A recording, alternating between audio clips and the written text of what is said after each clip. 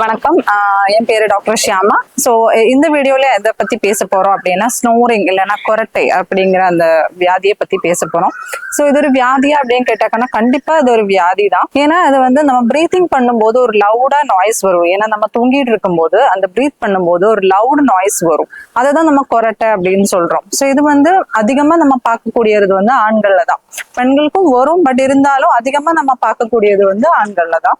So இது வந்து actually ஒரு டைவர்ஸ் வரைக்குமே போகக்கூடிய ஒரு காரணமா இப்போதைக்கு வந்து ஜூரிஸ்டிக்ஷன் வந்து எடுக்கிறாங்க. ஏன்னா குரட்டை சத்தத்தினால தூங்க முடியல அப்படின்னு சொல்லி கம்ப்ளைண்ட் பண்ணக்கூடிய அளவுக்கு இது ஒரு பெரிய வியாதியா இருக்கு.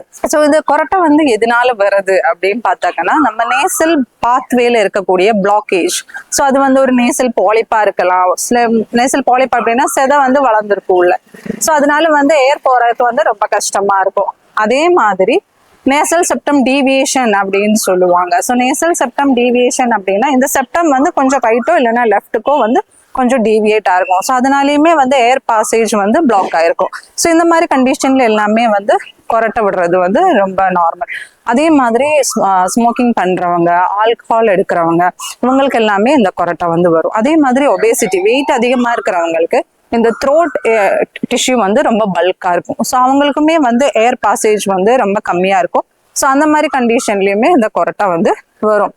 ஸோ இதனால அந்த பேஷண்ட்ஸ் இல்லைன்னா அந்த பீப்புள் வந்து எப்படி சஃபர் பண்ணுவாங்க அப்படின்னாக்கா அவங்களுக்கு வந்து அந்த பிளாக்கேஜ் இருக்கும். நைட்டு தூங்கும் போதே அந்த ஒரு ப்ராப்பரான ஒரு தூக்கம் அவங்களுக்கு கிடைக்காது. தூங்குனது வந்து அவங்களுக்கு பத்தாத மாதிரியே இருக்கும். திருப்பியும் காலையில வந்து அவங்களுக்கு அந்த தூக்கம், அந்த ஒரு டயர்ட்னஸ் இருக்கும். அதே மாதிரி காலையில தலைவலி, ஸோ தலைவலி வந்து அதிகமா இருக்கும், ரொம்ப டயர்ட்னஸா இருக்கும். ஸோ இந்த மாதிரி கண்டிஷன்ஸ் எல்லாமே அவங்களுக்கு வந்து அந்த கொரட்டையினால உருவாகும். ஸோ இதுக்கு வந்து ஆயுர்வேதத்துல ஊர்து சத்ருகத ரோகா அப்படின்னா டிசீசஸ் அபவ் ஷோல்டர்ஸ் அப்படிங்கிற அந்த வியாதியில வந்து ஆயுர்வேதத்துல வந்து நம்ம இதை சொல்லுவோம்.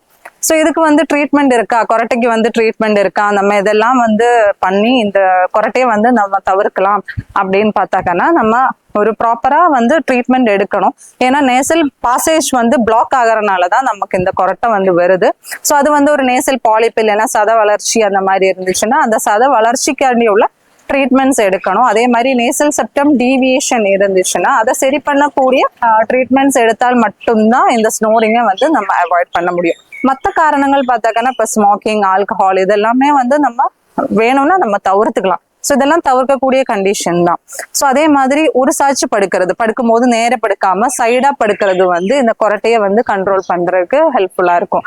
அதே மாதிரி இன்ஹலேஷன், நம்ம இந்த வேப்பரைசர் எல்லாம் கிடைக்கும் இல்லையா, ஸோ அந்த வேப்பரைசர்ல வந்து நம்ம தண்ணியை நிரப்பி அதுல வந்து ஒரு பிஞ்ச் மஞ்சப்பொடி, அதே மாதிரி துளசி, புதினா, சுக்கு இந்த மாதிரி எல்லாம் போட்டு ஆவி பிடிக்கும் போது அந்த நேசல் பாத்வே வந்து ஓப்பன் ஆகுறதுக்கும் அந்த கொரட்டைங்கிற அந்த சவுண்ட் வந்து வராம இருக்கிறதுக்கும் வந்து இதுவா இருக்கும். அதே மாதிரி ஆயுர்வேதத்துல என்னென்ன ட்ரீட்மெண்ட் பண்ணுவாங்க அப்படின்னாக்கெல்லாம் ஸோ இந்த நேசல் பாலிப்புக்கெல்லாம் நம்ம ஒரு விதமான எண்ணெய் ப்ரிப்பேர் பண்ணுவோம். ஸோ அந்த எண்ணெயை வந்து அந்த நேசல் பாலிப்புல நம்ம தடவை அந்த நேசல் பாலிப்பு வந்து சுருங்க ஆரம்பிச்சிடும். இப்போ நம்மகிட்டயே வந்து நிறைய பேஷண்ட்ஸ் வருவாங்க, நேசல் பாலிப்பு இருக்கு, எனக்கு வந்து சைனஸ் ப்ராப்ளம்ஸ் இருக்கு, ஸோ இதெல்லாமே வந்து ட்ரீட் பண்ண முடியுமா அப்படின்ட்டு. ஸோ நேசல் பாலிப் ஆக்சுவலி வந்து சர்ஜரி பண்ணக்கூடிய ஒரு கண்டிஷன் தான்.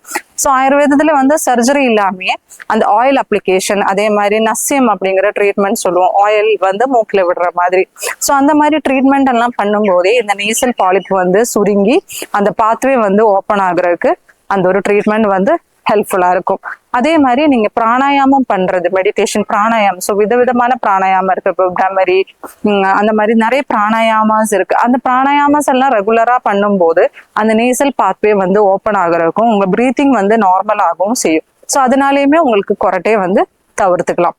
அதே மாதிரி நம்ம நைட் படுக்க போகும்போது ரொம்ப கார்போஹைட்ரேட்ஸ் எடுக்காம, லைக் பால், தயிர், பட்டர் அந்த மாதிரி ரொம்ப எடுக்காம லைட் ஃபுட்டா எடுக்கிறது வந்து ஸ்னோரிங் தவிர்க்கிறதுக்கு ஹெல்ப்ஃபுல்லா இருக்கும். ரொம்ப கார்பனேட்டட் ட்ரிங்க்ஸ், இப்போ இந்த போட்டில் ஜூஸ் அந்த மாதிரி எல்லாம் வருதுல்ல, ஸோ அதெல்லாம் அவாய்ட் பண்ணிக்கலாம்.